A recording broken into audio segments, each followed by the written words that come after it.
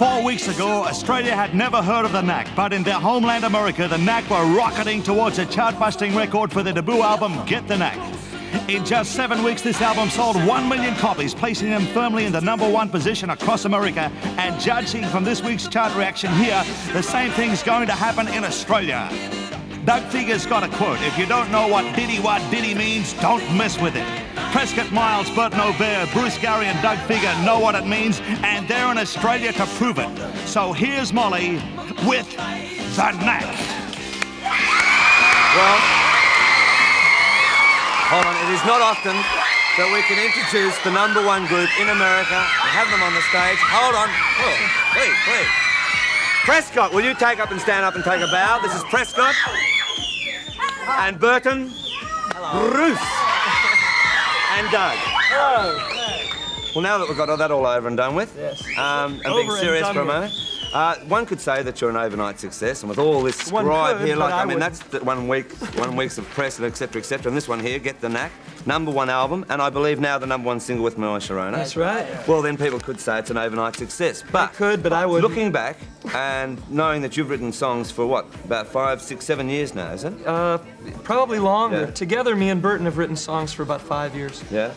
And people sort of, and I know you get upset about, say, people say, well, you know, they must have cashed in on this thing, or wrote the songs in a day, etc.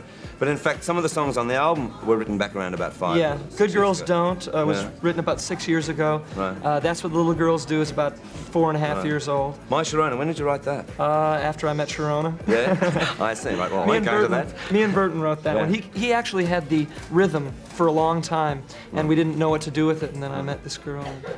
Now listen, going into the album itself, Bruce, into the album itself, and Mike Chapman, who's had amazing success, I believe you recorded the album in 2 weeks, flat. That's right. Yeah, well, a little less than that, actually. 9 days recording, 2 days mixing. Yeah. A couple days screwing around. 2 days. 2 days with his wife. But I sort of gather the fact of, like, with the Eagles and like Fleetwood Mac spending like months and months in the studios, how come only 2 weeks? Well, rock and roll, if you're a rock and roll band and you play live, you should get it We down. don't have Stevie Nicks. Yeah, really. We'd probably stretch it out. All right. That would distract us, yeah. Now listen, going into the fact that it is the #1 album, the #1 single, I mean, does it worry you now, the pressure that's put on you? Nah. No? Nah. There's no pressure. It's just rock and roll. It's only rock and roll. Now listen, you made a very interesting remark yesterday about music itself, about how critics tend to put labels on music, which you hate, I believe. And you were talking about music as sort of like the basically roles in it. Can you just sort of explain that again? Because it was very interesting to hear you say this. Well, it was, the comments were, some people say that there's an audience hierarchy, you know, and it's sort of absurd, sort of like the Bay City Rollers audience is a lower audience than, say, an Elvis Costello audience, and that's absurd.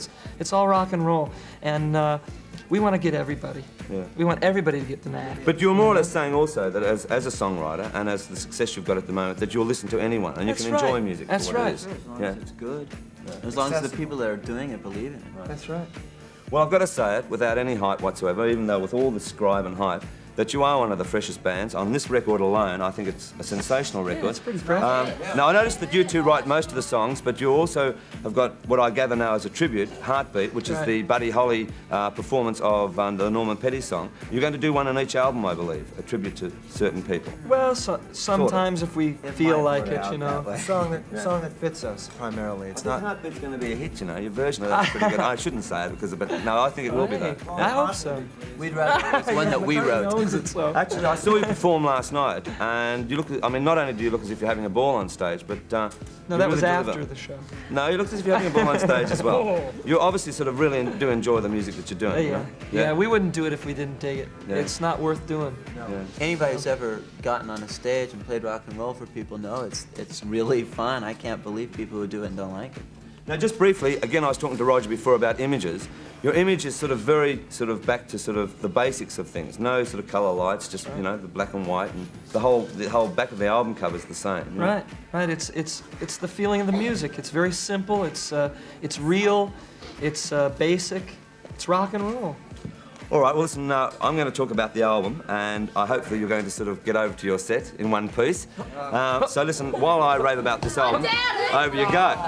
All right, now listen, this album itself, has been doing enormous business. I don't have to go into the whole scribe because I think that you've heard My Sharona. It is heading for #1 in this country, no doubt at all. And within the album, as I said before, there are some great tracks. There's also a track called Lucinda, and you should have a listen to this. We've actually got this on tape. We've been working overtime today, boys. Stop it. And let's have a look at Lucinda. Great track. Jolly good. Jolly good. Just what to say.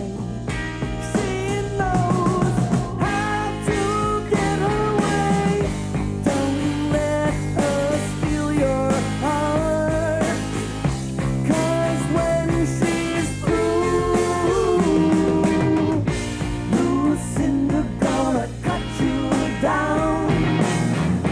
Lucinda gonna make you cry.